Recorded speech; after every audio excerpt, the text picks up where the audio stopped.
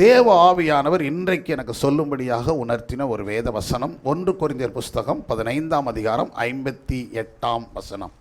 1 கொரிந்தியர் 15 கடைசி வசனம். ஆகையால் எனக்கு பிரியமான சகோதரரே, கர்த்தருக்குள் நீங்கள் படுகிற பிரயாசம் விருதாவாய் இராது என்று அறிந்து நீங்கள் உறுதிப்பட்டவர்களாயும் அசையாதவர்களாயும் கர்த்தருடைய கிரியையிலே எப்பொழுதும் பெருகிறவர்களாய் இருப்பீர்களாக. சத்தமரை சொல்லுங்க.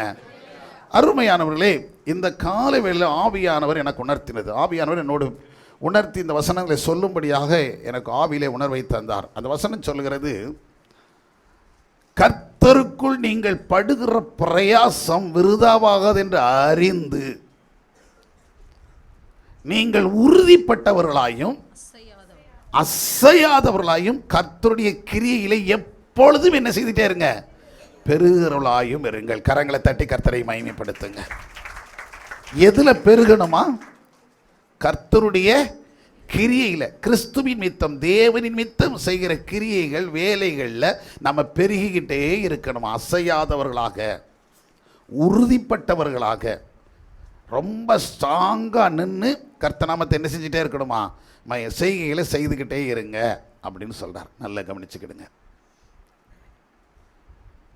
ஏன் அப்படின்னா அங்கே வேதம் சொல்கிறது, நீங்கள் கர்த்தருக்குள் படுகிற பிரயாசம் என்ன ஆகாது, விருதா. நீங்கள் கர்த்தரின் நாமத்தின் மித்தம், கர்த்தர் மேலே வைத்திருக்கிற அன்பின் மித்தம் படுகிற பிரயாசம் ஒன்றும் என்ன ஆகாது, விருதாவாய் போவதில்லை. அல்லேலூயா. சத்தமா வேதம் தெளிவாக சொல்கிறது. நாம் படுகிற பிரயாசம், எதுக்கு நம்ம பிரயாசப்படுறோமோ, சில சாக்ரிஃபிஷியல், அதுக்கெல்லாம் பலன் கட்டாயம் தத்துக்கிட்டே இருப்பார் ஆண்டவர். அல்லேலூயா. ஏன்னா வேதத்தில் நம்ம வாசிக்கிறோம். நல்லா கவனித்து பார்த்தீங்கன்னா, பவுலுக்கு ஏன் இது சொல்லப்பட்டிருக்குதுன்னா, இந்த பவுலப்போஸ்தலனுக்கு இயற்கையாகவே ஒரு சிந்தனை இருந்து கொண்டே இருந்தது. என்ன அப்படின்னா, கலாத்தியர் புஸ்தகம் 4ஆம் அதிகாரம் 11ஆம் வசனத்தில் வாசித்து பார்த்தீங்கன்னா, அங்கே சொல்லப்பட்டிருக்கிறது, நான் உங்களுக்காக பிரயாசப்பட்டது வீணாய் போயிற்றோ என்று உங்களை குறித்து பயந்திருக்கிறேன். வீணாய் போயிற்றோ என்று சொல்லி நான் என்ன செய்கிறேன், உங்களை குறித்து பயந்திருக்கிறேன்.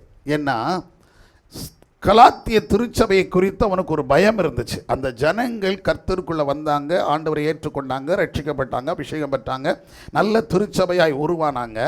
ஆனால் அவங்களுக்குள்ளே என்ன உண்டாயிடுச்சுன்னா, இடையில சில தேவையில்லாத உபதேசங்கள், தேவையில்லாத வழிபாடுகள் அவங்களுக்குள்ளே வர ஆரம்பித்தது, ஒட்ட ஆரம்பித்தது, அப்படியே போக ஆரம்பிச்சிட்டாங்க. இந்த நாட்களில் பாருங்கள், முதல்ல நம்முடைய ஏரியாக்களில் பார்க்கும்போது ஆதி திருச்சபைகள் அப்படின்னு சொன்னால், வசனத்தின்படி ஆதி திருச்சபை பெந்தகோஸ்த சபை. ஆனால் நம்முடைய எல்லைகளுக்குள்ள, ஊர்களுக்குள்ளே நீங்கள் பார்த்தீங்கன்னா, முதல்ல என்ன சபைகள் தான் இருந்துச்சு, ஆர்சி சர்ச்சும், அப்புறம் சிஎஸ்ஐ, அதான் ப்ரொட்டஸ்டன்ட் சபைகள், ஆர்சி சர்ச்சு, பிரதரன் சர்ச்சு, இந்த மாதிரி. அதுக்கப்புறம் தான் பெந்தகோஸ்த சபைகள் என்ன இருந்துச்சு, ஆதியில் இருந்தாலும் கொஞ்சம் கொஞ்சமாக இருந்தாங்க. அதுக்கப்புறம் அதில் வளர்ச்சி என்ன செய்ய ஆரம்பிச்சது, பெருக ஆரம்பிச்சது. நிறைய ஊழியக்காரர்கள் வந்தாங்க, உருவானாங்க, பெருகினாங்க. அப்படி பெந்தகோஸ்த சபைகளுடைய எண்ணிக்கை பெருகு, இப்போ சபைகளுடைய எண்ணிக்கை பெருக ஆரம்பிச்சிட்டு, ஊழியர்களுடைய எண்ணிக்கை பெருக ஆரம்பிச்சிச்சு, எல்லாம் பெருகிடுச்சு. ஆனால் அந்த நாட்களில் இவங்க அவங்கள பார்க்கும்போது வித்தியாசமாக பார்ப்பாங்க. சிஎஸ்ஐ சர்ச்சைக்காரங்களாக இருந்தாலும் சரி, ஆர்சி சர்ச்சைக்காரங்களாக இருந்தாலும் சரி, அவங்கள பார்க்கும்போதே அந்த சபைக்கு போகிறாங்களா, அந்த போதகரா அப்படிங்கும்போது ஒரு பார்வையே வித்தியாசமாக இருக்கும். ஏன்னா அவங்க பார்க்கும்போது அவங்களுடைய நடக்கைகள், செய்கைகள், அவங்களுடைய சூழ்நிலைகள். ஏன்னா அன்றைக்கி யாருமே என்ன போட்டிருக்க மாட்டாங்க, பாஸ்ட் மனைவி மட்டுமில்லை, பாஸ்ட் பிள்ளைகள் மட்டுமில்லை, அந்த சபைக்கு போகிறவங்க கட்டாயம் ஞானசானம் எடுக்கனால என்ன செஞ்சிடணும், நகை கலட்டணும், மேக்சிமம் வெண்வஸ்திரம் உடுத்திருப்பாங்க, வித்தியாசம். அதனால் நீங்கள் ஊருக்குள்ளே பேசினாலே கிராமங்களில் சொன்னால், அந்த வெள்ளைச்சட்டை போட்டு தெரிவாங்களா, அந்த குஷ்டமா அப்படின்னு கேட்பாங்க. ஒயிட் சாரி கட்டி தான் போவாங்க. விசுவாசிகளும் மேக்சிமம் எதுக்கு தான் வருவாங்க, ஒயிட் சாரி கட்டிட்டு தான் வருவாங்க. இப்படிலாம் வருவாங்க, இப்படி ஆராதிப்பாங்க, நடக்கும். சத்தியம் ரொம்ப கடூரமாக இருக்கும். நிறைய சபைகள் இப்போ தான் அதை மாற்றிருக்கிறாங்க. பல சபைகளில் பார்த்திங்கன்னா, ஐபிசி சர்ச்சாக இருக்கட்டும், சர்ச் ஆஃப் காடாக இருக்கட்டும், அந்த சபைகள்லாம் நகை போட்டு என்னவே கொடுக்க மாட்டாங்க, உயிர் போனாலும் ஞானசானம் கொடுக்க மாட்டாங்க. அந்த காலத்தில் அவ்வளவு தெளிவாக இருப்பாங்க. இந்தியன் பெண்டிகாஸ்டன் சர்ச்சு, அதே மாதிரி சர்ச் ஆஃப் காடு, இந்த 2 சபைகளையும் பார்த்து ஸ்தாபனங்களில் நிறைய, அதே மாதிரி கிருபாசனமும் அதே மாதிரி தான்.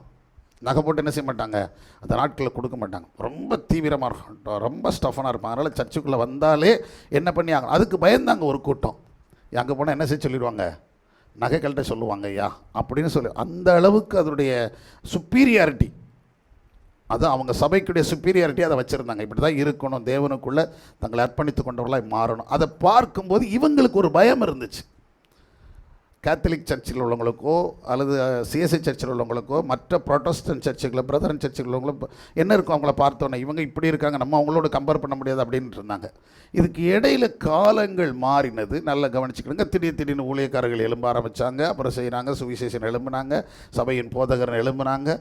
அவன் பார்த்திங்கன்னா அப்படியே காசு சம்பாதிக்க ஆரம்பித்து பொருளாதாரத்துக்காக ஒரு காலத்தில் ஆத்துமாக்காக பிரயாசப்பட்டவங்க ஒரு கூட்டம். அதுக்கப்புறம் பார்த்திங்கன்னா இவங்க தங்களை வளர்த்து கொள்வதற்காக வசதிக்கேற்ற விடத்தில் வெளியில் போக ஆரம்பித்தாங்க, படிக்க ஆரம்பித்தாங்க, வெளிநாடுகளில் போய் படித்தாங்க, அங்குள்ள காரியங்களை கற்றுக்கொண்டாங்க. இப்போ அந்த உள்ள கலாச்சாரத்தையும் அங்குள்ள சூழ்நிலையும் கொண்டு வந்து எங்கே திணிக்க ஆரம்பிச்சிட்டாங்க, திருச்சபைகளுக்குள்ளே திணிக்க ஆரம்பித்தாங்க. சபைகளுக்குள்ளே கொண்டு வைத்ததுனால சபைகள் பாழாக ஆரம்பிச்சிருச்சு. ஏன்னா அவங்க வழிபாடு வேறு, நம்ம வழிபாடு வேறு, அவங்க நடைமுறை வேறு, நம்முடைய நடைமுறை வேறு. ரெண்டுக்கும் என்ன இருக்குது, வித்தியாசம் நிறைய இருக்குது. இன்றைக்கும் ஒரு அமெரிக்கனுடையோ ஒரு இங்கிலாந்துக்காரனுடையோ ஒரு ஆஸ்திரேலியனுடைய உட்காந்து நீங்கள் முழுக்க ஒன்றா இருந்து வாழ்ந்துக்கிட்டு இருக்க முடியாது. காரணம் என்ன அப்படின்னு சொன்னால் அவங்க சூழ்நிலை வேறு, அவங்க சாப்பாடு வேறு. அவன் சாப்பாடை நம்ம என்ன செய்ய முடியாது, சாப்பிட முடியாது. இப்போ நம்ம சாப்பாடு எடுத்துக்கிட்டிங்கன்னா நல்லா கவனிச்சுக்கிடுங்க. நம்ம சாப்பாடுனா நமக்கு வந்து எந்த குழம்பு வச்சாலும் சரி, இப்போ மட்டன் எடுத்துக்கிட்டிங்க, மீன் எடுத்துக்கிட்டாலும் சரி, எது எடுத்துக்கிட்டாலும் சரி, காய்கறியும் எடுத்துக்கிட்டாலும், சாம்பார் எடுத்துக்கிட்டாலும் சரி, அதில் என்னெல்லாம் போடுறோம், வத்தப்பொடி, மல்லிப்பொடி, மஞ்சப்பொடி, சீரகப்பொடி, இப்படி இதெல்லாம் எல்லாம் என்ன செய்யணும், மசாலா ஐட்டங்கள். இது ஒரு அடிப்படை. இதுக்கப்புறம் மற்றது நம்ம அடிஷனலாக சேர்க்குறதா இருக்கும். மட்டனுக்கான அதுக்கு தக்கன சேர்க்குறோம், சிக்கன் அதுக்கு தக்கன சேர்க்குறோம், மீன் அதுக்கு தக்கன சேர்க்குறோம், இதெல்லாம். அப்போ மசால் போட்டு தான் நம்ம என்ன செய்கிறோம், எல்லாம் பண்ணுறோம். அவன் மசால் யூஸ் பண்ண மாட்டான். அவன் முழுக்க அவன் பயன்படுத்துகிற மேக்ஸிமம் இப்போ வரைக்கும் நிறைய என்னதுன்னா பெப்பர். அவன் ரெண்டே தான் மேக்ஸிமம் பெப்பர் பெப்பர்னால் என்னது, மிளகும் உப்பும் தான். அதை போட்டு தடவி எதில் சுட்டுருவான். அது நீங்கள் என்ன அடுப்பில் போட்டாலும் சரி, வேக வச்சாலும் சரி, சுட்டு எடுத்தாலும் சரி, அவனுக்கு எது தான் சாப்பாடு, அந்த மிளகு தான் அவன் அதிகமாக சேர்ப்பான்.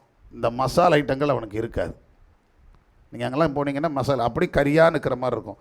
நமக்கு எப்படினாலும் அதில் என்ன இருக்கணும்,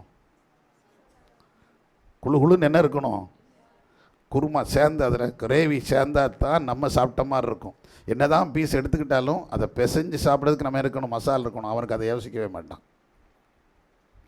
அப்போ அந்த சாப்பாடு நமக்கு என்ன செய்யாது, என்றைக்கோ ஒரு நாள் ஒரு ஆல்டர்னேட்டிவாக நம்ம சாப்பிட்டுக்கலாமே தவிர தினம் அதை நம்மளால் என்ன செய்ய முடியாது, சாப்பிட முடியாது. அவனும் அதே கதை தான். அங்கேருந்து இங்கே வந்தானே ஏதோ ஆல்டர்னேட்டிவாக நம்ம ஊரில் சாப்பிட்டுக்கிடுவானே தவிர அவனுக்கு அது ரெகுலராக அந்த சாப்பாடு என்ன செய்ய முடியாது, சாப்பிட முடியாது. அவனுக்கு அதுதான் சாப்பிடும். அது ஏரியா அப்படிப்பட்டது, அந்த ஊர் அப்படிப்பட்டது. இப்போ அப்படி நம்ம பார்க்குறோம். அப்படி இருந்துக்கிட்டு அப்போ அதையே நம்மளால் முழுக்க எல்லாத்தையும் அதை ஏற்றுக்கொள்ள முடியல. அவன் பச்சையாக எடுத்து அடித்து மாட்டுவான். நிறைய பார்த்திங்கன்னா கீரைகளெல்லாம் வச்சுக்கிட்டு கோசுக்கு அப்படி தூக்கி வச்சுருப்பாங்க, பீஸ்க்கு வெட்டி போட்டு அதுக்கு மேலே எல்லாத்தையும் தூக்கி வைப்பான். பாதி வெந்து வேகாமல் தான் காய்கறிகள் என்ன செய்வான், சாப்பிடுவோம். காய்கறிகள்லாம் பச்சை காய்கறிகள் வந்து மேக்ஸிமம் அரை வேக்காடில் சாப்பிடுவான். நம்ம அப்படி இருக்கணும்.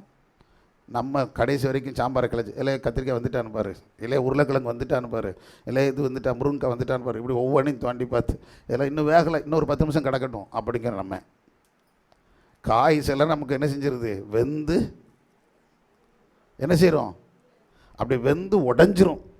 அது வரைக்கும் நம்ம வேக விடுவோம். அவன் அப்படி கிடையாது, அரை குறையாக வச்சுக்கிட்டு அவன் சாப்பிட்றான். நம்மளால் அதை என்ன செய்ய முடியாது, அப்படி இருக்கும்போது அவன் கலாச்சாரத்தை மட்டும் எப்படி கொண்டு வந்தோம், அவனுடைய பண்பாடு வேறு, அவன் கலாச்சாரம் வேறு, அவன் சாப்பாடு வேறு, எல்லாமே இருக்கும்போது கிறிஸ்துவுக்குள்ளே மட்டும் அதை மட்டும் எப்படி கொண்டு வந்துட்டோம். அவன் ஆடுற மாதிரி நான் ஆடணும், அவன் போடுற மாதிரி நான் போடணும், அவன் விரிச்சு போட்டுக்க மாதிரி நான் விரிச்சு போடணும், அவனை மாதிரி எப்படி கொண்டு வந்தாங்க. எல்லாம் என்னது தான், காசு தான். பணத்துக்காக எதை வேணாலும் தன்னை மாற்றிக்கலான்னு சொல்கிற ஊழியக்காரரால் இன்றைக்கி சபைகள் என்ன ஆகி போயிடுச்சு, பாழாகி போயிடுச்சு. நல்ல கவனிங்க, சிதறடிக்கப்படுகிறது.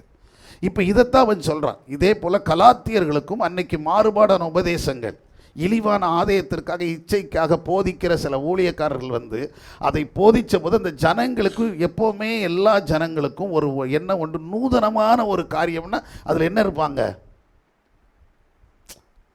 ஒரு புதுசாக ஒரு புதுமையாக தெரியுதுன்னா அதில் என்ன இருக்கும், ஒரு ஈடுபாடு, ஒரு ஆர்வம் இருக்கும். அதை பார்க்கணும், அதை கேட்கணும், அதை செய்யணும். அது நூதனமான காரியமாக இருந்துச்சுன்னா அதில் ரொம்ப இன்வால்மெண்ட் இருக்கும். இவங்க இது எப்போவுமே இப்படி தான், இதே மாடலில் தான் இருக்காங்க அப்படின்னு சொன்னால் அது கஷ்டம். அது புதுசு புதுசாக ஒன்றை மாற்றிக்கிட்டே இருந்தாருங்க. இந்த ஞாயிற்றுக்கிழமை இந்த ஆராதனை எப்படி இருக்குதோ அடுத்த ஞாயிற்றுக்கிழமை வேறு மாதிரி, எல்லாம் ஒரே ஆட்டம், டங்கட்டான். பாஸ்ட் பிரசங்கமே பண்ண மாட்டார். முழுசாக 2 மணி நேரம் நல்லா ஆட்டம் போட்டு சாமி ஆடிட்டு நம்ம போயிடலாம் அப்படின்னா அது ஒரு வித்தியாசமாக தான் தெரியும். அந்த சபை பார்த்தீங்கன்னா எப்பவும் அப்படி ஜாலியாக கொட்டு டாம் டீவன் அடிக்க மியூசிக் போட மாட்டான். போனால் அந்தோனி சிங் பாஸ் சர்ச்சு போனீங்க எவ்வளோ நேரம் 1/2 மணி நேரம் இருந்தாலும் நல்லா என்ஜாய் பண்ணிட்டு வரலையா அப்படிமா. இப்போ எவனாவது அப்படி சொல்லுவானா? அந்த ஆள் போனால் கழுத்தில் கத்தி வச்சு தான் பேசுவார். எப்போ பார்த்தாலும் உள்ளே போனால் வெளியில் வர வரைக்கும் அருவாளை கழுத்துலேயே தொங்க விட்டுக்கிட்டு இருப்பார். எப்போ வெட்டுவான்னு தெரியாது. அதனால் நம்ம வேண்டாம், வேறு சர்ச்சுக்கு போயிடுவோம் அப்படின்னு நினச்சிருவாங்க. நான் என்ன சொல்கிறேன், சத்தியம் இன்னைக்கு பேசப்படலை, சத்தியம் முறியடிக்கப்பட்டுருச்சு. அது உலக கலாச்சாரங்கள் இன்றைக்கி பெருகிக்கிட்டு இருக்குது. கடினமான காரியங்களை, கடினமான வழிநடத்தல், கடினமான உபதேசங்கள் கேட்பதற்கு ஆட்கள் இல்லை. இதைத்தான் கலாத்திய புஸ்தகத்தில் இருந்துச்சு. அதனால் அவங்க இடறி போய்கிட்டு இருந்தபோது அவன் சொல்கிறான், உங்களை குறித்து நான் பயப்படுறேன். நான் இவ்வளோ பிரயாசப்பட்டு இந்த ஜனங்களெல்லாம் கொண்டு வந்துட்டேன், இந்த ரட்சிப்புக்கு நேரம் வழி நடத்திட்டேன், ஆண்டோடைய அன்புக்கு நேரம் வழி நடத்திட்டேன், ஞானஸ்நானத்துக்கு அபிஷேகத்துக்கு நேரம் வழி நடத்திட்டேன். ஆனால் இப்போ எனக்கு உங்களை குறித்து என்ன இருக்குது? பயம் இருக்கிறது. சத்தமுறையிலே சொல்லுங்க அருமையானவர்களே. ஆனால் வேதம் சொல்லுகிறது, நம்முடைய பிரயாசங்களை கர்த்தர் என்ன செய்கிறது இல்லை, மறந்து போகிறதுக்கு அவர் அநீதியுள்ளவர் அல்ல. அவர் எப்பொழுதும் நினைவாயிருக்கிறார். சத்தமுறையிலே சொல்லுங்க. அவருடைய பிரயாசங்களை மறந்து போக மாட்டார். எபிரேயர் 6ஆம் அதிகாரம் 10ஆம் வசனம் தான் சொல்லுது, அவருடைய அன்பின் பிரயாசங்களை மறந்து. என்ன பிரயாசப்பட்டீங்களோ இப்போ கிறிஸ்துவுக்காக, தேவனுடைய நாமத்திற்காக, அவரை செய்வதற்காக, அந்த வேலைகளை செய்வதற்காக, ஓடுவதற்காக, ஆத்துமாதயப்படுத்துவதற்காக, சபைகளை ஜனங்களுக்காக ஆராதிப்பதற்காக, நான் அதை சொல்ல, நீங்கள் படுகிற பிரயாசம் ஒன்று விருதாவாய் போவதில்லை. அல்லேலூயா. நீங்கள் ஆண்டவர்கிட்ட போய் கேட்டு பாருங்கள், நான் படுற பிரயாசம் எவ்வளோப்பட்டது, நான் எப்படிது கர்த்தர் சொல்ல, அதில் ஒன்றும் விருதா போகாதுமான்னு சொல்வார்.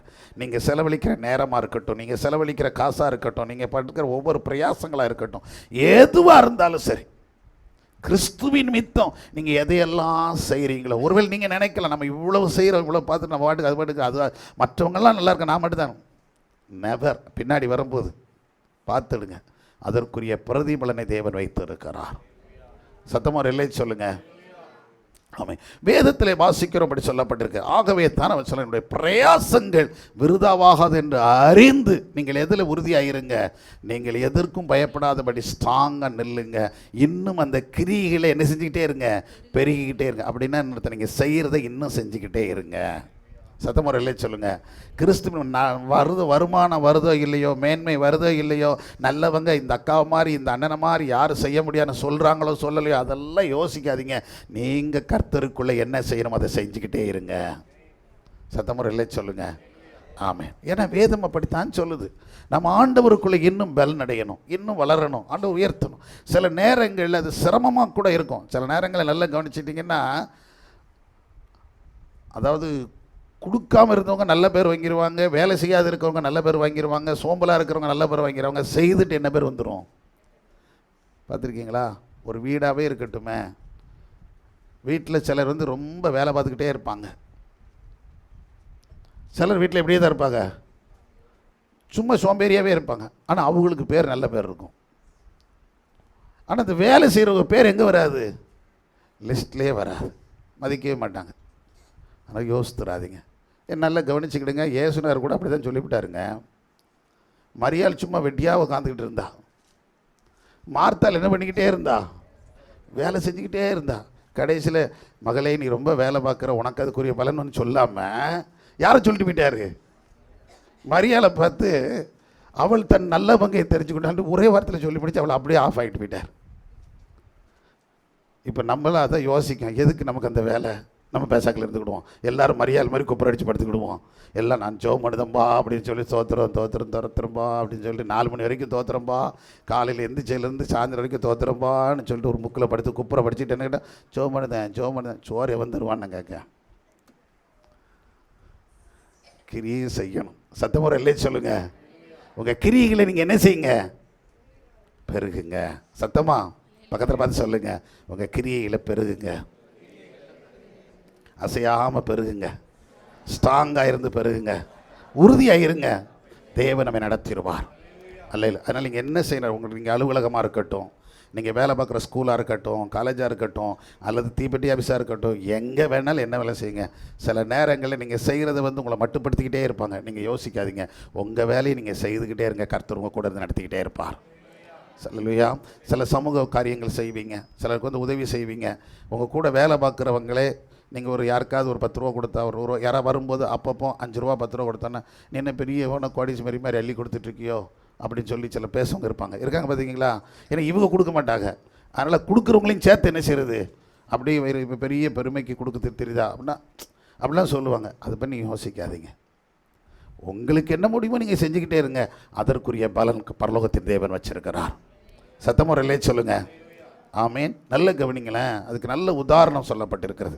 லூக்கா எழுதின சுவிசேஷம் 5ஆம் அதிகாரத்தில் நீங்கள் 5ஆம் வசனத்திலிருந்து அப்படியே நீங்கள் வாசிட்டு வந்தீங்கன்னா அங்கே சொல்லப்பட்டிருக்கிறது. லூக்கா 5லேருந்து நீங்கள் வாசித்து பார்த்தீங்கன்னா அந்த 11ஆம் வசனம் வரைக்கும் ஒரு சம்பவம் இருக்கிறது. அங்கே சொல்லப்பட்டிருக்க அந்த ராம் முழுவதும் நான் பிரயாசப்பட்டேன், ஆனால் என்ன செய்யலை, ஒன்றும் அகப்படவில்லை. இயேசு கிறிஸ்து வர்றார், காலையில் வர்றாரு. அங்கே வரும்போது அந்த கடற்கரை கனசரத் கடற்கரை அடியில் நிற்கும்போது அங்கே அவங்க வலைகளை அலசி கொண்டு இருக்கிறார்கள். போட்டெல்லாம் நிப்பாட்டி வச்சுட்டு அந்த படகுகளை நிறுத்தி வச்சுட்டு வலைகளை அலசிக்கிட்டு இருக்கிறாங்க. அலசிக்கிட்டு இருக்கும்போது அங்கே வருகிறார். ஒரு படகுல ஏறுறாரு, பேசுகிறோன்னு அங்கே நின்று சுவிசேஷத்தை சொல்கிறாரு. அங்கே உங்களுக்கு ஆண்டவருடைய அன்பை பேசுகிறாரு. பேசிட்டு எப்பா நீங்கள் என்ன போடுங்க, வலையை போடுங்க அப்படி சொல்லும்போது அவன் சொல்கிறான், பேதுரு சொல்கிறான், ஆண்டவரே நாங்கள் ராம் முழுவதும் பிரயாசப்பட்ட என்ன செய்யலை, ஒன்றும் அகப்படவில்லை, ஆகிலும் உடைய வார்த்தையின்படி நான் என்ன செய்கிறோம், போடுகிறேன் அப்படி சொன்ன. நல்ல கவனிங்க. ராம் முழுவதும் போட்டு பார்த்துருக்காங்க, விடிய. ஏன்னா மீன் பிடிக்கிறது மேக்ஸிமம் எப்போ தான், ராத்திரியில் தான். ராத்திரி போட்டே இருந்திருக்காங்க, பிடிக்கல. ஒன்று கண் தெரிஞ்சுக்குங்க, ஒரு பெரிய நான் இந்த மீன் அப்படின்னு சொல்லும்போது எனக்கு அடிக்கடி ஞாபகத்தில் வருது இந்த உவரி. எத்தனை பேர் உவரி போயிருக்கிறீங்க? முட்டை போடவா, சாமிக்கு போடவா, எதுக்கு போனீங்க?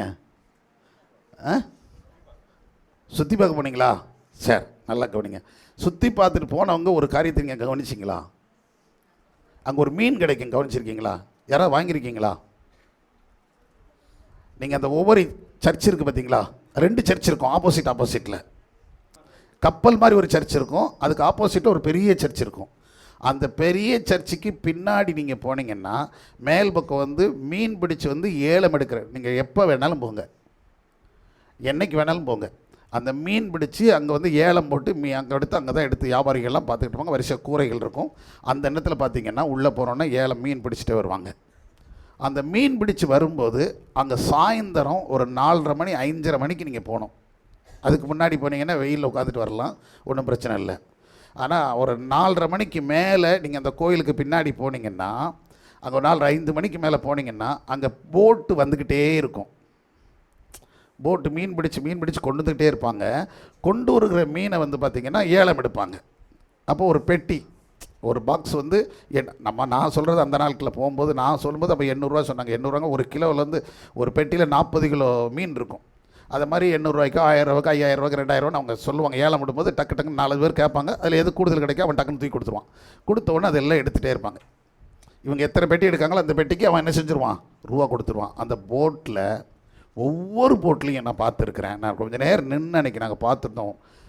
பார்த்திங்கன்னா எத்தனை போட்டு வந்தாலும் அந்த போட்டில் கடைசியில் குறைஞ்சது ஒரு பெட்டி மீன் இருக்கும். குறைஞ்சது 40 கிலோவில் அந்த 50 கிலோ மீன் எங்கே கிடக்கும், போட்டில் கிடக்கும். அந்த மீனை இவங்க எடுக்க கொடுக்க மாட்டாங்க. எல்லாத்தையும் கொடுத்துட்டு கடைசியில் அந்த மீனை அங்கே 2 பேர் நின்று போட்டில் அந்த பக்கம் இந்த பக்கம் நின்றுக்கிடுவாங்க. அள்ளி என்ன செஞ்சுட்டே இருப்பாங்க, கொடுத்துக்கிட்டே. நீங்கள் பை கொடுத்தா பையில் அள்ளி கொடுப்பாங்க, பாத்திரம் கொடுத்தா பாத்திரத்தை அள்ளி போடுவாங்க. சிலர் என்ன செய்கிறாங்க, அங்கே தான் பார்த்தேன், அமுக்கி குலுக்கி சரிந்து விழத்தக்கதை எங்கே கொட்டப்படும், மடியில் கொட்டப்படும் வசனம் இருக்குது பார்த்தீங்களா. அந்த ஜனங்கள் அங்கே போனோன்னே சேலையை பிடிச்சிடுறாங்க டபக்குன்னு. பை கொண்டு வர மாட்டாங்களே, யாருக்கு தெரியாது இல்லை, அப்படி டபக்குன்னு கொடுத்துட்றாங்க. உடனே இந்த சேலையில் அள்ளி போடுதாங்க. சில ஆண்கள் லுங்கி கட்டிட்டு போவாங்கல்ல, லுங்கி மூட்டி தானே இருக்கும், டமார்னு எதை தூக்கிடுறாங்க. அதோட நிறைய கிடைக்கும். அப்படி ஏன்னா லுங்கியில் டமார்னு அள்ளி போடுதான். என்ன மீன் வருது என்ன எதுவும் பார்க்க மாட்டாங்க. நீங்கள் பார்த்தீங்கன்னா ரொட்டை இப்போ போயிட்டு திரும்ப கொஞ்ச நேரம் பார்த்தீங்கன்னா ஒரு அரை மணி நேரத்தில் அந்த போட்டு திரும்ப வந்துடும். பார்த்தா போட் நிறைய மீன் வரும். அதே போட்டு அரை மணி நேரத்தில் பிடிச்சிட்டு வந்துடுவாங்க போட் நிறைய. அது பார்க்கறதுக்கே ஆச்சரியமாக இருக்கும். தேவன் செய்கிற அற்புதம் அது. அப்போ நான் கேட்டேன் ஒருத்தர்கிட்ட, இங்கிட்ட வந்த உடனே அவர்கிட்ட கேட்டேன், இப்படி இவங்க செய்கிறாங்களே எதுக்காக செய்கிறாங்க ஐயா, ஏன் இப்படி பண்ணுறீங்க அப்படின்னு கேட்டேன். அப்போ அவர் சொன்னார், ஐயா எங்கள் ஊரை தேடி வராங்க, எங்கள் சர்ச்சை பார்க்க வராங்க. அவர் வந்து ஒரு அந்த சர்ச்சை சம்மந்தப்பட்டவர். அவர் சொன்னார், வர்றாங்க எல்லா மக்களும் எங்களை தேடி வராங்க, எங்கள் ஊரத்தை எங்கெங்கிறதோ வராங்க, எங்கள் ஊர்லேருந்து வந்துட்டு பார்த்துட்டு எல்லா சர்ச்சிலையும் ஒரு புதுமை கொடுப்பாங்க ஐயா. ஆர்சி சர்ச்சில் என்ன வச்சுருப்பாங்க, உப்பும் மிளகும் போட்டு என்ன வச்சுருப்பாங்க, அதுக்கு பேர் என்னது, புதுமை. அவர் சார், இது நாங்கள் ஆண்டவர் எங்களுக்கு கொடுக்க வைத்த புதுமையா. எப்படி பாருங்களேன், தேவன் உங்களை, நான் இது வரைக்கும் இந்தியாவில் எங்கேருந்து இருக்குது கடற்கரை, நான் மேக்சிமம் கடற்கரை எல்லா இடத்துக்கும் பார்த்துருக்குறேன். ஆனால் வெஸ்ட் பெங்காலில் இருந்து இந்த பக்கம் குஜராத் இந்த சரௌண்டிங் வரைக்கும் என்ன இருக்குது, கடற்கரை. அப்படி பாகிஸ்தான் வரைக்கும் போகுதுன்னு வைங்களேன். ஆனால் எந்த கடற்கரையிலையும் இதே போல் யாரும் இலவசமாக யாருக்கும் எது என்ன செய்கிறது கிடையாது, கொடுக்கறது கிடையாது. அந்த ஜனங்கள் கொடுக்குறாங்க, அந்த ஜனங்களை தேவன் ஆசீர்வதிச்சு வச்சிருக்கிறார். சத்தமுறையிலே சொல்லுங்களேன். அவங்க கேத்தலிக்கா, சிஎஸ்ஐயா, ப்ரொட்டஸ்டண்டா, அதெல்லாம் நம்ம யோசிக்க வேண்டியதில்லை. கிறிஸ்துவின் மித்தம், கர்த்தரின் மித்தம் அவங்க சொல்கிறாங்க, எங்களை தேடி வராங்க, எங்கள் ஆலயத்தை தேடி வராங்க, எங்கள் ஜனங்கள் எங்களை பார்க்க வராங்க, அவங்கள நாங்கள் வெறுமையாக அனுப்பக்கூடாது, எங்கள் வீட்டு விருந்தாளிகள், அதனால நாங்கள் புதுமை, ஆண்டவருடைய புதுமையை அவங்களுக்கு கொடுக்குறோம் அப்படின்னு சொல்கிறாங்க. ஒவ்வொருத்தரும் ஒவ்வொரு போட்டிலேருந்து 30 கிலோ 40 கிலோ 50 கிலோ மீன் வந்து இலவசமாக கொடுக்குறாங்க. எத்தனை போட்டு வந்தாலும் சரி வந்துக்கிட்டே இருக்கும், கொடுத்துக்கிட்டே இருப்பாங்க. விலை கொடுத்து கேட்டால் கொடுக்க மாட்டாங்க. ஐயா இதுக்கு ரேட்டு கொஞ்சம் வாங்கிக்கோங்க என்னென்னா அப்படின்னு நீங்கள் அங்கே வாங்கிக்கோங்க. அந்த ஏழை எடுக்கிறாங்கன்ட்டு அவங்ககிட்ட நீங்கள் எவ்வளோ, அந்த ஏழை எடுக்கிட்ட போய் கேட்டால் பெட்டியோடு வாங்கிக்கோங்க அம்மாங்க. நாங்கள் கிலோலாம் நிறுத்தர மாட்டோம், ஒரு பெட்டி அப்படியே ஏழை பெட்டி வரும், உங்களுக்கு வேணுமா, எங்களுக்கு லாபம்லாம் அவர்கிட்டையும் நான் பேசினேன், எங்களுக்கு லாபமெல்லாம் வேண்டாம் ஐயா, நீங்கள் இந்த இடத்துல வர்றீங்க, எங்கள் ஆண்டவரை நம்பி வந்திருக்கீங்க, அப்படி பெட்டியோடு அதே ரேட், நான் உங்கள் முன்னாடி தான் ஏலம் கேட்டேன், அதே ரேட்டை கொடுங்க, இதை அப்படி தட்டிட்டு கொண்டு போங்க அப்படிங்கிறாங்க. நம்ம 50 கிலோ வாங்கிட்டு நினச்சிக்க தலை தூக்கி வச்சு வியாபாரம் பார்த்துட்டு தெரியவா, மீன் வேணுமோ மீன் அப்படின்ட்டு காலையில் எழுந்து ஒரு அறுவலையும் தூக்கிட்டு வீடு வீடாக போய் மீன் கட்டி பண்ணி கொடுத்துட்டு இருக்க முடியுமா? சரி, நல்ல கணக்கு. எதுக்கு நான் சொல்ல வரேன்னா, அந்த கிரியைகளை கர்த்தர் ஆசீர்வதிக்கிறார்.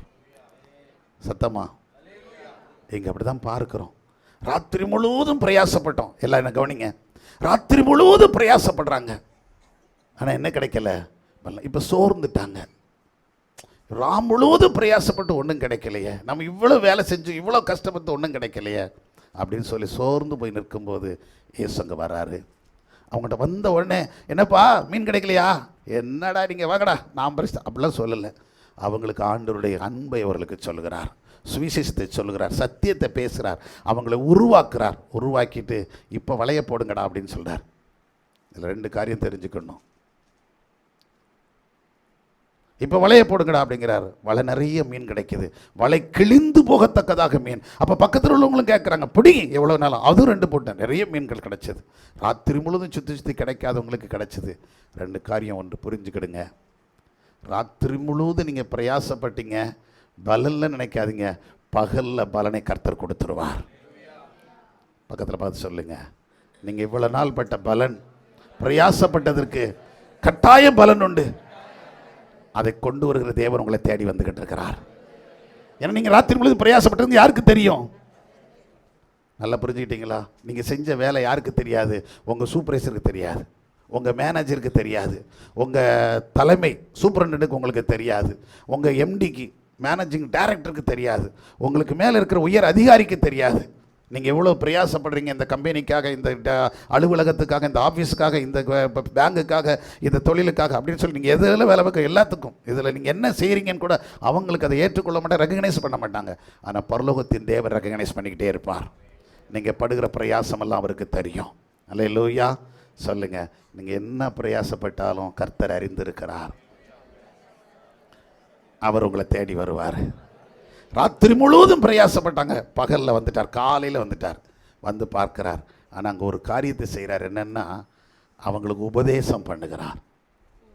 எவன் அந்த செவி கொடுக்குறானோ அவனை தான் ஆசீர்வதிக்கிறார். ஒரு வேளை இவர் வந்து நின்று பேச ஆரம்பித்தோடனே போனால் போது, இவர் சித்தெல்லாம் எவங்க அப்பா, இவன் ஏற்கனவே ராத்திரி முழுவதும் படாத பாடுபட்டு வந்திருக்கான், எனக்கு தூக்கம் வருது நான் போகிறேன்ப்பா அப்படின்னு போயிருந்தானே போயிருப்பான். அப்படி போனவன் இருந்திருப்பான், யாருக்கு தெரியும்? இவர் வரது அறுக்க வந்துட்டார், நல்ல வேலை அந்தோணி சிங்கம் வந்துட்டானா இவன் மைக் எடுத்தானே விட மாட்டான். இன்னும் எவ்வளோ நேரம் பேசுகிறாரோ போட்டார் விடுவார் அப்படின்னு சொல்லி போனவங்க இருப்பாங்கல்ல.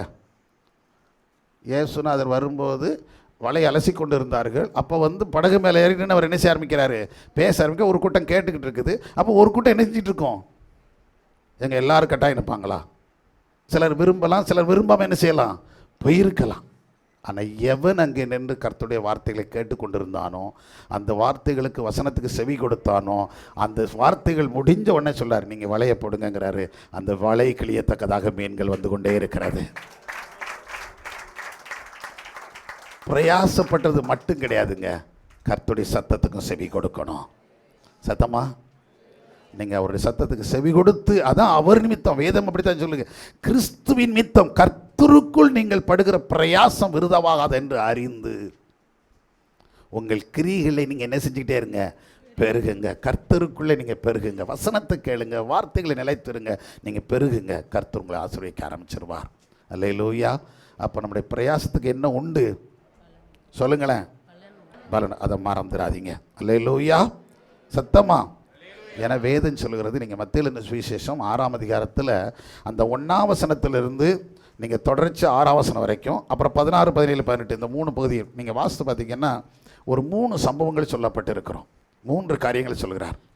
ஒன்று இந்த 3 சம்பவம், ஒன்று ஜெபம், இன்னொன்று உபவாசம், இன்னொன்று தான தர்மம். 3 காரியத்தை சொல்கிறாங்க. ஒன்று ஜெபம், இன்னொன்று உபவாசம், இன்னொன்று தான தர்மம். இந்த 3ஐயும் குறித்து சொல்லும்போது ஒரு வார்த்தை 3லையும் மறுபடியும் சொல்லப்பட்டிருக்குது. என்ன அப்படின்னு சொன்னால், அந்தரங்கத்தில் பார்க்கிற உன் பிதாதாமே உனக்கு வெளியரங்கமாக பலனளிப்பார். கரங்களை தட்டி கர்த்தரை மகிமைப்படுத்துங்க. இவங்க ராத்திரி முழுவதும் பிரயாசப்பட்டது அந்த படகுல இருந்தவங்களுக்கு மட்டும்தான் தெரியும். நல்ல கவனிங்க. ராத்திரி முழுவதும் படகை இங்கே அடித்து அங்கே அடித்து, இங்கே போட்டுப்பார் வலையை போடு, அங்கே வலையை போட்டுப்பார், இங்கே வலையை போட்டுப்பார், அங்கே இழுத்துப்பார், இங்கே இழுத்துப்பார் சொல்லி இழுத்துருப்பாங்க. வலை கிடைக்கல. ஏன்னா வலையை கொண்டு போகிறவங்க 2 காரியம், வலையில் 2 இருக்குது. நல்லா கவனிச்சிட்டிங்கன்னா, அந்த வலைகளை போட்டு இழுக்கிறவங்களும் இருக்கிறாங்க, அந்த வலைகளை என்ன போட்டிருக்கவங்களும் இருக்காங்க. தூண்டில் மீன் ஒன்று இருக்குது. வலைகளை அப்படியே சிக்கி அதை எடுத்து கொண்டு வரவங்களும் இருக்காங்க. தூண்டில் மீன், அதில் தூண்டிகள் நிறைய கிடக்கும். அப்போ தூண்டிகள் மீன் நீங்கள் கடையில் போய் பார்த்தீங்கன்னா, இந்த வியாபாரிகள்கிட்ட போய் கேட்டிங்கன்னா, ஏலம் எடுக்கிறவங்க இந்த வலையில் சிக்கி வர்ற மீனை விட தூண்டிலில் வர்ற மீனுக்கு என்ன இருக்குது, ரேட் அதிகம். ஒரே மீன் தான், இது 5 கிலோ, அது 5 கிலோ. ஒரு மீன் இருக்குன்னு வைங்களேன், இதுவும் 1 கிலோ மீன், இது 1 கிலோ மீன், இது 5 கிலோ மீன், இது 5 கிலோ மீன்னா ஒரே மீன். நம்ம சொல்கிற மாதிரி சீலா மீனாக இருக்கலாம், பாறை மீனாக இருக்கலாம், எந்த மீனாக இருக்கலாம், கெளுத்தி மீனாக இருக்கலாம், எது வேணால் இருந்துட்டு போட்டோம். கடலில் கிடைக்கிற மீனில் எந்த மீனும் ஒரே மீன் தான். ஒன்று வலையிலேருந்து வரும், ஒன்று தூண்டிலேருந்து பிடிப்பாங்க. இந்த 2ஐயும் எடுத்துக்கிட்டு இதை கேட்டால், இது 500 கிலோ அப்படின்னு சொன்னான்னா, இது 600 சார். 2 ஒரு மீன் தானே, 2 ஒரே ஜாதி, 2 ஒரே இது, எதுக்கு இதுக்கு 500 அப்படின்னு கேட்டால், சார் அது தூண்டில் மீன் அப்படிமா. தூண்டில் மீனுக்குன்னு என்ன இருக்குது, ஒரு விலை இருக்குது. நீங்கள் போய் பாருங்கள், மீனவர்கள் மீன் பிடிக்கிற இடத்துல போய் பார்த்து பேசுங்க. அப்போ சொல்லுவாங்க, இதுக்கு ரேட்டு வேறு சார். ஏன்னா இது கொஞ்சம் சேதமடையும், இது என்ன அடையாது, சேதமடையாது. தூண்டில் மீன் சேதம் இருக்காது, அப்படியே ஃப்ரெஷ்ஷாக இருக்கும்.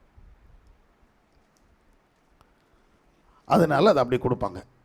ஆகவே நான் எதுக்கு சொல்ல வரேன்னா, இப்படி எத்தனை வேணையும் பார்த்துருப்பாங்க. எவ்வளோ பிரயாசம். ராத்திரி மூலம் ஏதாவது ஒன்றை போட்டு தூண்டில் போட்டு பாடுறா, இல்லைனா நம்ம படம் இதை போட்டு பார்த்து பாடலாம், மதப்பு கட்டை தூக்கி போடுறா, எங்கிட்டாவது இழுக்குதானே பாடுறான்னு சொல்லி விடிய ஒவ்வொருத்தரும். ஏன்னா பக்கத்தில் 2 போட்டு இருந்துச்சு, அவனும் கேட்டு என்ன செஞ்சாங்கன்னு இருக்குது, மீன்களை பிடிச்சாங்கன்னு நினச்சி. அப்போ அவங்கெல்லாம் சேர்ந்து தான் கேட்டிருப்பாங்க.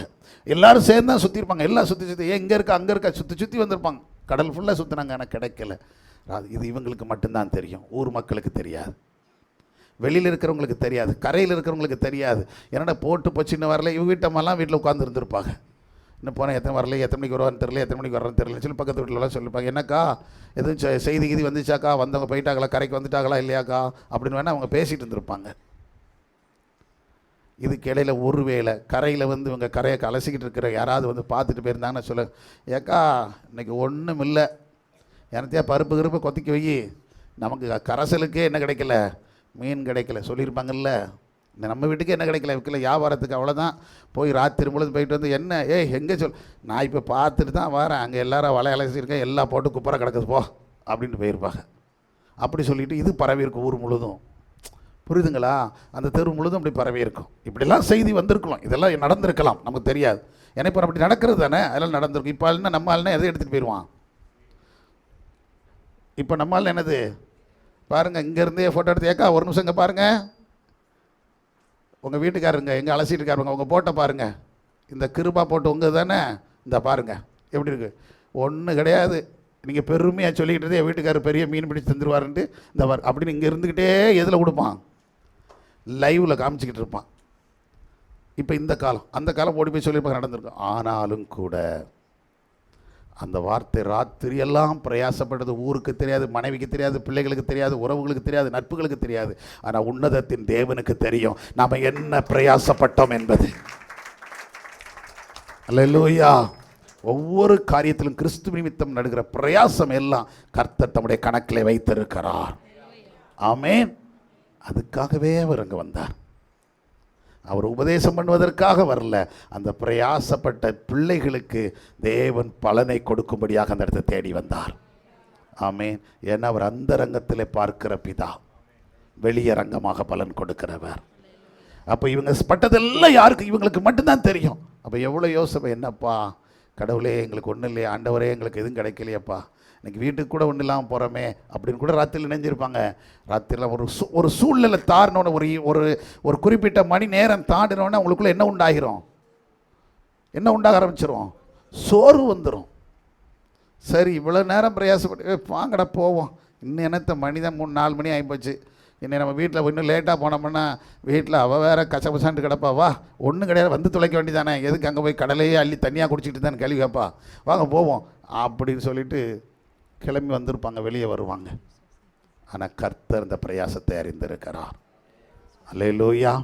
நான் உங்களுக்கு சொல்கிறேன், நீங்கள் வேலை பார்க்குற இடங்களில், நீங்கள் படிக்கிற இடங்களில், நீங்கள் வாழ்கிற இடங்களில், நீங்கள் செய்கிற காரியங்கள் நிமித்தம் சில நேரங்களில் எள்ளி நகையாடுகிற ஒரு கூட்டம் இருந்தாலும் உங்கள் பிரயாசம் பரலோகத்தின் தேவனுக்கு தெரியும். அந்தரங்கத்தில் பார்க்கிற தேவன். உங்கள் ஜெபம் எப்படிப்பட்டது கர்த்தருக்கு தெரியும். உங்களுடைய உபவாசம் எப்படிப்பட்டது கர்த்தருக்கு தெரியும். உங்களுடைய தான தர்மம் எப்படிப்பட்டது கர்த்தருக்கு தெரியும். அதனால தான் உபவாசிக்கும் போது சரி, நான் உபவாசம் பண்ணுறேன்னு சொல்லிட்டு என்ன செய்ய வேண்டியதில்லை, இருக்க வேண்டியதில்லை. எப்படி சொல்லியிருக்குன்னா, நம்முடைய முகம் எப்படி இருக்கணுமா, பிரகாசமாக இருக்கணும். நல்லா குளித்து நல்ல ட்ரெஸ் பண்ணிவிட்டு தலைக்கு எண்ணெய் ஊற்றி நல்லா வாரி விட்டுட்டு பவுட்ரு எப்பவும் போடுறதோட கூட ஒரு 1/2 கிலோ போட்டுட்டு, என்ன ஆமாம் தப்புலாம் கிடையாது. இன்றைக்கி என்னது உபவாசம், அப்படியே தலையை இப்படி விரித்து போட்டு பேன்னு அலையப்படாது. என்னென்னா இன்றைக்கி உபவாசனே அப்படின்னா அதான் குளிக்கக்கூடாது, பல்லு தேய்க்கக்கூடாது, டீ குடிக்கக்கூடாது, தண்ணி குடிக்கக்கூடாது. அதல்ல, மற்ற நாளை விட உபவாசம் அன்னைக்கு தான் கர்த்தர் சமூகத்தில் உட்கார போகிறோம். நாம் ஒரு மாப்பிள்ளையை பார்க்க போகிற மாதிரி, ஒரு கல்யாண வீட்டுக்கு போகிற மாதிரி கர்த்தர் சமூகத்தில் உட்காந்துருக்கணும். சத்தமாக இல்லைன்னு சொல்லுங்கள். நம்மளை பார்த்தா சொன்னால் கூட எவனும் என்ன செய்யக்கூடாது, நம்பக்கூடாது.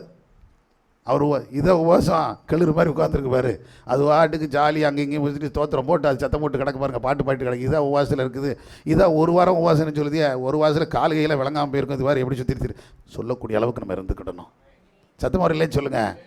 அதை பற்றி கவலையப்படப்பார். நாம் என்ன காசு ஐயா உபவாசம் நேரத்திலிருந்து இருக்கங்க, ஒரே வயிறு வச்சு இப்படியே குன்னிக்கிட்டே தெரியக்கூடாது. என்னது உபவாசம். அப்படியே ஸ்கூலுக்கு போகிறது, அங்கே போய் உட்காந்து என்ன உபவாசம், அப்புறம் வீட்டுக்கு வர்றது அங்கே உபவாசம், வேலைக்கு போகிறது உபவாசம், விளையாட போகிறது அங்கேயும் என்னது உபவாசம். நாங்கள்லாம் எங்களுக்கு அப்போ வசனம் தான் தெரியாதுங்க, சின்ன பையனாக இருப்போம். எலிமெண்ட்ரி ஸ்கூல் படிக்கிற காலத்தில் இந்த உபவாசம்னு இருந்தேன்னு வைங்களேன், காலையில் உபவாசம் இருந்துட்டா மத்தியானம் உபவாசம்னு சொன்னால் என்னென்னா மத்தியானம் சோறு தர மாட்டாங்க. ஸ்கூலில் என்ன கொடுக்க மாட்டாங்க, ஸ்கூலில் மதிய உணவு உண்டு இல்லை, இந்த சத்துணவுலாம் எங்களுக்கு கிடையாது. நாங்கள் படித்தால எஸ்டேட் இது, அங்கே மதிய உணவு உண்டு, சூப்பராக இருக்கும் சாப்பாடு, நல்ல சாப்பாடு, நல்ல குழம்புகள்லாம் அவ்வளோ மணக்கும். ஒரு இடத்துல அங்கே ஸ்கூலில் தாளித்தாலே ஊரே மணக்கும், அந்த அளவுக்கு டேஸ்டியாக செய்வாங்க. அது பாசிப்பருப்பு பாசி பயிராக இருக்கும், இல்லை கொண்டக்கடலையாக இருக்கும், அப்படி மாதிரி வெரைட்டியாக செய்வாங்க. தட்டைப்பயிறு இதுக்கெல்லாம் போட்டு ஒவ்வொரு நாளும் ஒவ்வொன்று செய்வாங்க. அவ்வளோ மணமாக இருக்கும், டேஸ்ட்டாக இருக்கும். ஆனால் இப்போ போய் நம்ம இன்றைக்கி சார்ட்டு சொல்லிட்டா போதும், சார் இன்றைக்கி உபவாசம் சார். எதுக்கு? இந்த லென்த் டேஸ்ன்னு அவங்களுக்கு எல்லோரும் தெரியும். அன்றைக்கி இருந்த டீச்சர்ஸ் மேக்ஸிமம் கிறிஸ்தவங்க தான். அதனால் அவங்களே ஒரு சிலர் எப்படி தான் வருவாங்க, ஃபாஸ்டிங்கில் தான் வருவாங்க. இவங்க வந்து புதன்கிழமை வெள்ளிக்கிழமை என்ன எடுப்பாங்க, ஃபாஸ்டிங் இருப்பாங்க. அப்பப்போ எடுப்பாங்க. புதன் வெள்ளி ஃபாஸ்டிங் இருப்பாங்க. அதனால் இந்த புதன் வெள்ளியில் ஃபாஸ்டிங் கூட சார் இன்றைக்கி ஃபாஸ்டிங் சார் அப்படின்ற உபவாசம் சார் அப்படியா சரி அப்படின்னு விட்டுருவாங்க. அன்றைக்கி பார்த்தீங்கன்னா மத்தியானம் ஜோதி தர மாட்டாங்க. எதுக்கு இந்த உபவாசம்னு சொன்னால் 2:30 மணிக்கு 3 மணிக்கு போக சொல்லிடுவாங்க. ஸ்கூல் விடுறதுக்கு முன்னாடி எங்களை விட்டுருவாங்க. அந்த ஸ்டூடெண்ட்டு எல்லாத்தையும் அனுப்பி விட்ருவாங்க. இது நாங்கள் படிக்கும்போது அப்படி ஒரு வாய்ப்பு இருந்துச்சு எங்களுக்கு. கரெக்டாக ஒரு 2:30 மணின்னா எல்லாம் உபவாசம் இருக்கல, யாரெல்லாம் இருக்கால எந்திரில வீட்டு போ அப்படின்னு அனுப்பி விட்ருவாங்க. நாங்கள் ஜாலியாக போயிடுது. அதுக்குன்னு உபவாசம் இருக்குது. எனக்கு எத்தனை மணிக்கு விட்டுருவாங்க, 2:30க்கு விட்டுருவாங்கன்னு. சில நேரம் காலையில் வயிறு மூட்டை தின்னுட்டு போயிட்டு என்ன சொல்கிறது உபவாசம். அவர் உங்கள் ஐயாட்ட கேட்டுக்கிறேன் அப்படிம்பாங்க. ஏன்னா அங்கெல்லாம் இங்கே மாதிரி கிடையாதுல்ல. ஒரு எஸ்டேட்டில் போக தெரியணும், மறுநாள் காலையிலே காட்டுருவாங்க. என்ன உன் மகன் உபவாசம்னு சொன்ன நான் இருந்தானா அப்படின்னு. ஏன்னா எப்படி பார்த்தாலும் அவங்கள சாயந்தரம் எங்கே பார்த்துடணும், சர்ச்சில் பார்த்துருவாங்க. அம்மா அப்பாவை சர்ச்சில் பார்த்து டெய்லி சர்ச்சுக்கு ஜபம் இருக்குதா, சாயந்தரம் ஜபத்துக்கு வந்துடுவாங்க. வந்தோடனே உபவாசன்ட்டு வந்தான் இன்றைக்கி அவனை இப்படி தின்னுட்டு தான் காலையிலே அப்படிம்பாங்க டபக்குன்னு. மறுநாள் காலையில் உபவாசம் அவனுக்கு வச்சுருவாங்க, பண்டிகை வச்சுருவாங்க அவனுக்கு. மறுநாள் வாத்தியார் கூட்டது உபவாசம் வளர்ந்த நேரத்துக்கு இங்கே வாமா அவனை உண்மையிலேயே பட்டியாக போட்டு கொல்லுவாங்க அவங்க. இன்றைக்கி நேற்றுக்கு உனக்கு கிடையாது, இன்றைக்கும் என்ன கிடையாது, மத்தியானம் சாப்பாடு எல்லா பிள்ளைகளும் சாப்பிட்டு நீ பார்த்துக்கிட்டு இருக்கணும். எங்கள் வாத்தியார் அப்படி செய்வார். எல்லோரும் சாப்பிடுவாங்க, நீ நின்று நெஞ்சிட்டு இருக்கோ பார்த்துக்கிட்டே இரு. இப்படிலாம் ஒரு காலம் அந்த உபவாசங்கிறது. நல்லா கவனிச்சிட்டிங்கன்னா அருமையானுடைய இந்த லென்த் டேஸ் அப்படிப்பட்ட நாட்களாக எங்களுக்கு அந்த நாட்கள் எப்படி போச்சு, கடந்து போன காலங்கள். நான் எதுக்கு சொல்கிறேன்னா, நம்ம உபவாசம் இருக்கிறது வெளியில் யாருக்கும் என்ன செய்ய வேண்டியதில்லை, தெரிய வேண்டியதில்லை. தேவனுக்கு மட்டும் தெரிஞ்சால் போதும். சத்தமுறையிலே சொல்லுங்கள். ஆனால் இப்போ உள்ள காலம் மாறிடுச்சு. இப்போ பார்த்தீங்கன்னா சுவிசேஷ கூட்டத்துக்கு பத்திரிக்கை அடிக்காங்களோ இல்லையோ, இன்விடேஷன் அடித்து எல்லோரும் சுவிசேஷ கூட்டம் இருக்குது, படை முயற்சி கூட்டம் இருக்கிறது, வருகால வருகைக்கான ஆயத்த கூட்டம் இருக்குது. அதுக்கு இருக்கோ இல்லையோ 3 நாள் உபவாச ஜபம் பெரிய வால் போஸ்ட் அடித்து தருவான். இன்றைக்கி 1 நாள் உபவாசம் காலையிலேருந்து சாயந்தரம் வரைக்கும். நாங்கள் உபவாசம் இருக்குன்னு யாருக்கே காமிக்காங்க, சபையில் அனௌன்ஸ் பண்ணணும், சபையார் எல்லாம் ஜெபிக்கணும். ஆனால் இது எங்கே போகுது, இப்போ எங்கே மாட்டி வச்சுருக்காங்க, தெருவா உபவாச ஜபம் அப்படின்னு சொல்லி அங்கே பெரிய டிஜிட்டல் பேனர் அடித்து உபவாசம் இன்னார் தலைமையில் போட்டு விட்டுருந்தாங்க. பாஸ்டர் இவர், செய்தியாளர் இவர். அப்போ இந்த பாஸ்டர், இந்த செய்தியாளர், இவர் வர்றவங்க, அந்த மியூசிக் எல்லாரும் உபவாசத்தில் இருக்க போகிறாங்க இன்றைக்கி அப்படிங்கிறது ஊருக்கே என்ன செய்யுது. ஆண்டவர் எப்படி கிரியை செய்வார்? வேதம் சொல்லுது, அந்தரங்கத்தில் பார்க்கிற பிதாதாமே வெளியரங்கமாய் கிரியை செய்வார். நாம் ஜெபிக்கிறது, நாம் திருச்சபையாக ஜெபிக்கிறோம், நாம் விசுவாச பிள்ளைகள் ஜெபிக்கிறோன்னா அது வெளியில் தெரியணும்னு சொல்லி நம்ம என்ன செய்ய வேண்டியதில்லை, ஜெபிக்க. நாம் அந்தரங்கமாக ஜெபிப்போம், கர்த்தர் வெளியரங்கமாக பலன் கொடுப்பார். அல்லேலூயா. அதே போல் செய்கிறதும் சரி. நீங்கள் யாருக்கு எந்த உதவி செஞ்சாலும் சரி, யாரும் பார்க்கணும் வைக்கணும்லாம் அவசியம் இல்லை, யாரும் நம்மளை பாராட்டணும்னு அவசியம் கிடையாது. வாடிக்கை செஞ்சுட்டு போய்கிட்டே இருங்க, பரலோகத்தின் தேவன் அதற்குரிய பலனை வச்சிருப்பார். சத்தமா எத்தனை பேர் விசுவாசிக்கிறீங்க? இன்னும் சத்தமுறையிலே சொல்லுங்கள். ஆமென். அருமையானுள்ளே. அதனால் ஒன்று இங்கே வேதத்தில் வாசிக்கிறோம், நம்முடைய பிரயாசத்துக்கு பலன். அப்போ நம்ம என்ன பிரயாசப்படணும் அப்படின்னா, ஒரே ஒரு பிரயாசத்தை நம்ம படணும்னு சொல்லியிருக்குது. பிளஸ்ஸிங் எல்லாம் பின்னாடி இருக்குது. ஒரே ஒரு பிரயாசம் என்னென்னா, இடுக்கமான வாசல் வழியை பிரவேசிக்க நீங்கள் என்ன செய்யுங்க. லூக்கா 13:24 நீங்கள் வாசித்து பார்த்தீங்கன்னா அங்கே சொல்லப்பட்டிருக்கிறது. அங்கு இடுக்கமான வாசல் வழியாய் பிரவேசிப்பதற்கு, உட்பிரவேசிக்க என்ன செய்யுங்க, பிரயாசப்படுங்க. இடுக்கமான வாசல் வழியாக பிரவேசிக்கணும். அதாவது சொல்கிறோம், இதெல்லாம் இடுக்கமாக இருக்கும் சில நேரங்களில். அதுதான் நான் முதல்ல சொல்லிட்டேன்.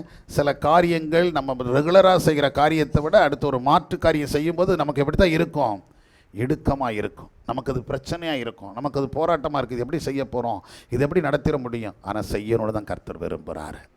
சத்தமாக இல்லை சொல்லுங்கள். ஆமென். எத்தனை பேர் ஏற்றுக்கொள்ளுறீங்க? இடுக்கமானது தான்.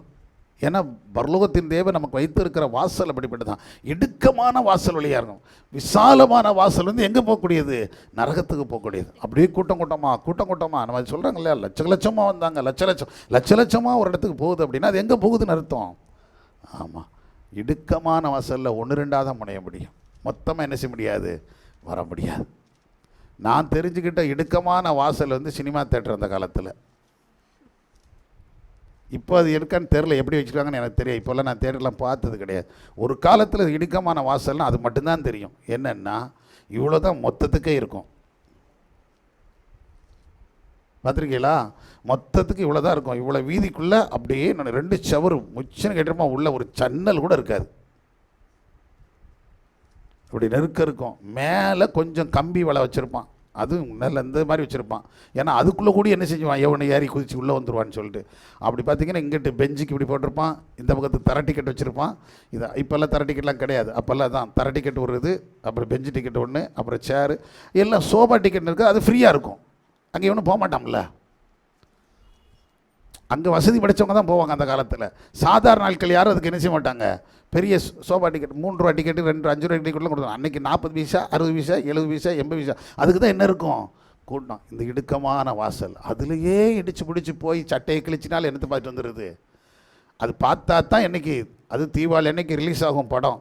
அப்படி பார்த்தா தான் இன்றைக்கி என்னது, அன்னைக்கு நமக்கு கெத்தே அதுதான். இன்றைக்கி முதல் படம் ரிலீஸ் ஆனோன்னு நான் பார்த்துட்டேன் அப்படி சொன்னால் தான் அவன் மனுஷனே. அப்படி லெவலுக்கு அந்த காலத்தில் பையங்க இருப்பாங்க. அதனால் ஏறி போய் சண்டை கழிச்சா, அதுக்கு டவுசர் கழிச்சு அதை பார்க்க மாட்டான்.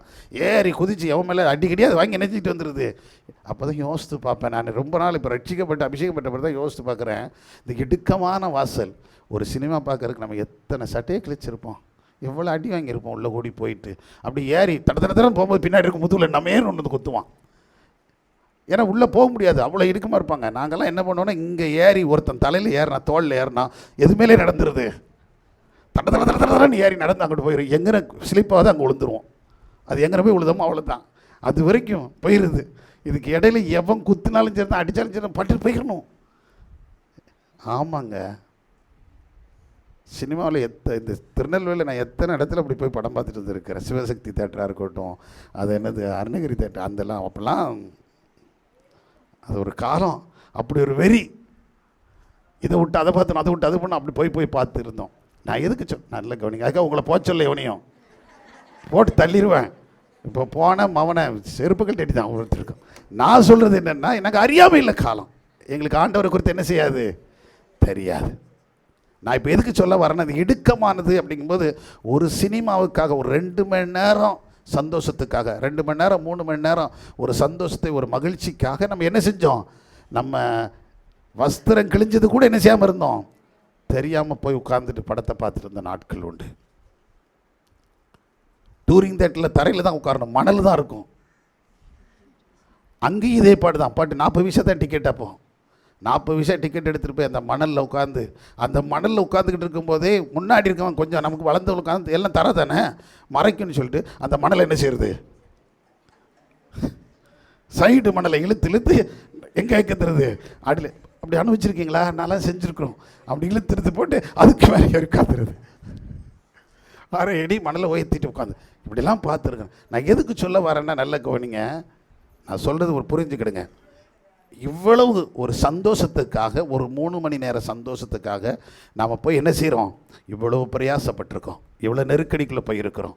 அப்போது நிரந்தரமான ஒரு ராஜ்யத்தை சுதந்திரிக்கணும், நித்தியமான சந்தோஷ சமாதானம் இருந்த ஒரு இடத்துக்கு போகணும்னா எவ்வளவு நெருக்கத்தின் நடுவில் நம்ம போகணும். சத்தமுறையிலே சொல்லுங்கள். அதனால தான் சொல்லுவோம், இடுக்கமான வாசல் வழியாக என்ன செய்யுங்க, பிரவேசிங்க. பிரயாசப்படணும். எத்தனை காரியத்துக்கு நம்ம போயிருக்கிறோம். நான் ஒரு உதாரணத்துக்கு தான் இதெல்லாம் சொன்னேன்.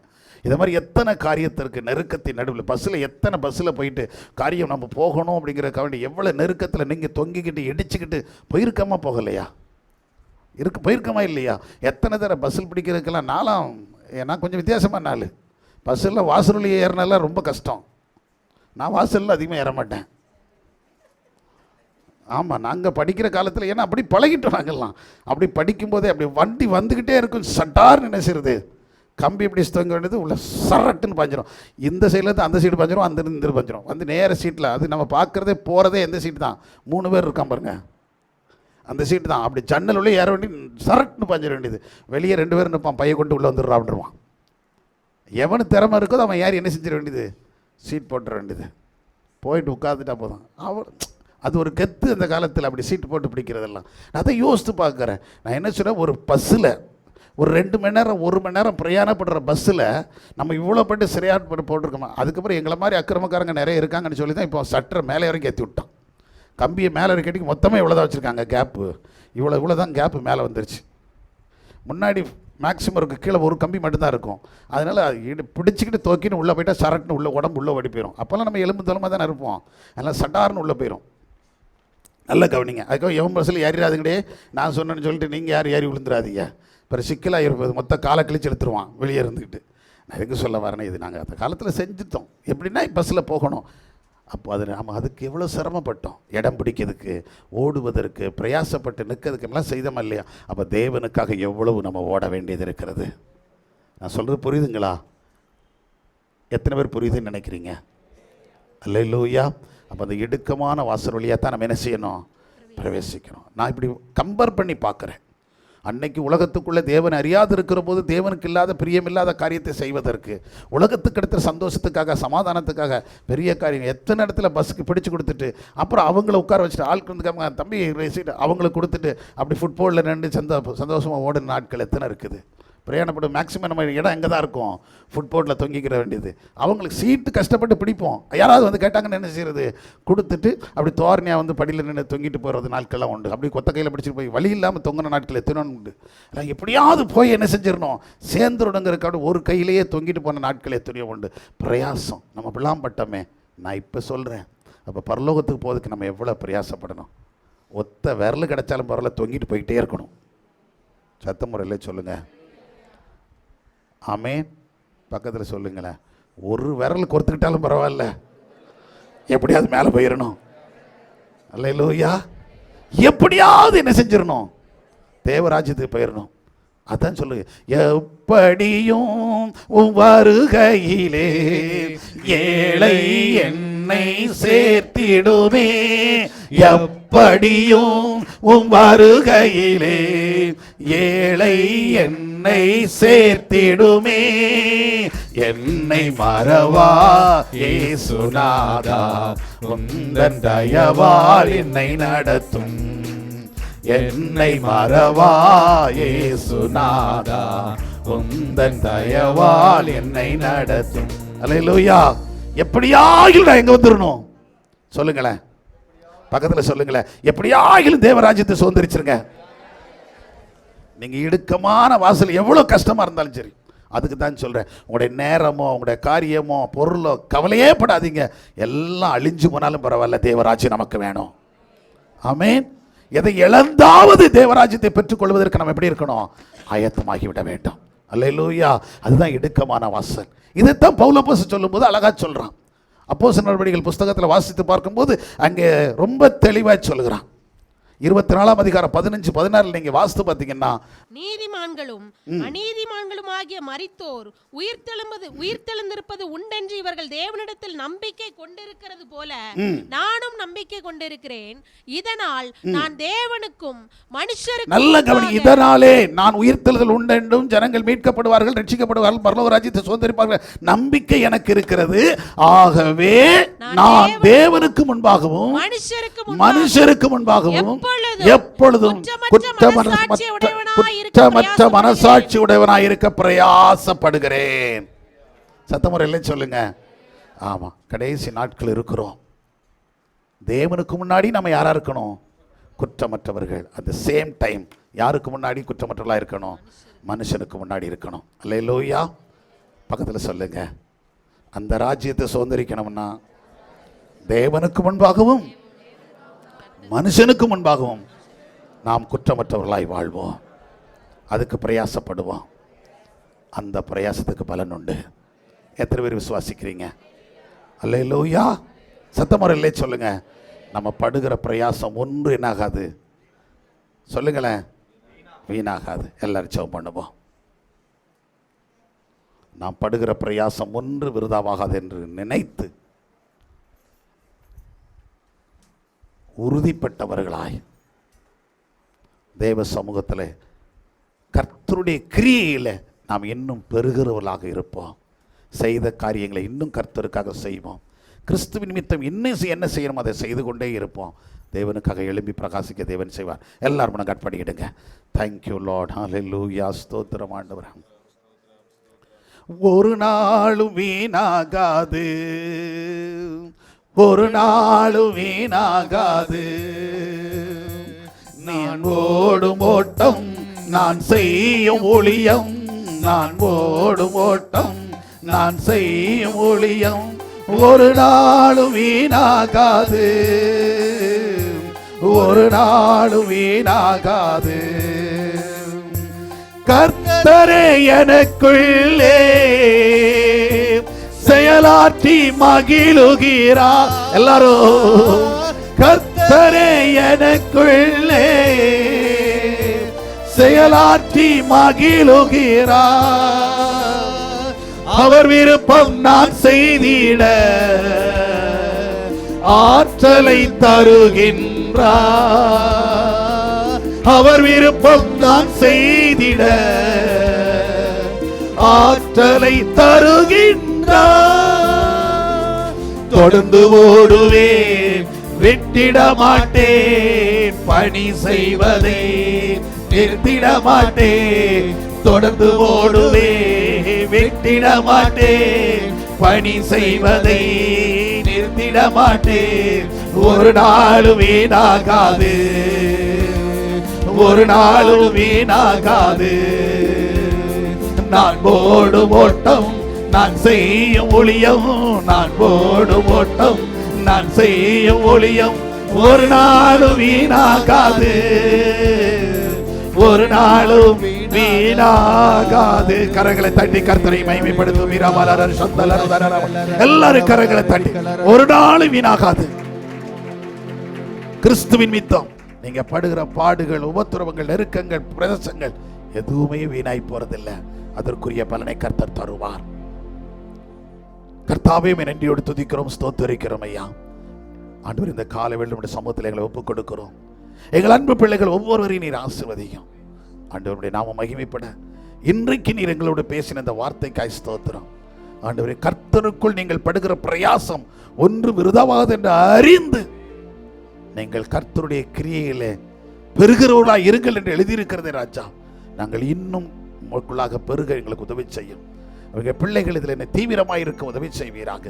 பிரயாசங்கள், பாடுகள், உபத்திரவங்கள் நிறைய நேரங்களில் சோர்வுகளை கொண்டு வரக்கூடும்.